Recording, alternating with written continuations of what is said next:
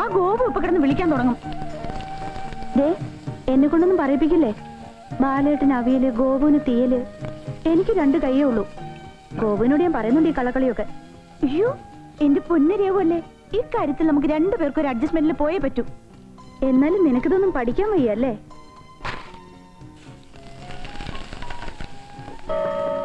അയ്യോ, മണി 1 മതി. രേവ ഒന്ന് എടുത്തോണ്ട് വാ. ഗോപുവിനാണെങ്കിൽ വെച്ചുന്ന കണ്ണുണ്ടൂടാ.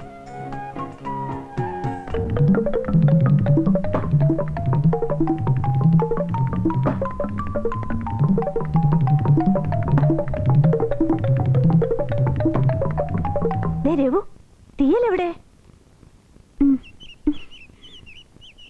5 മണിക്ക് ചായ റെഡിയാക്കണേ. പൊടി ഇവിടുന്ന്.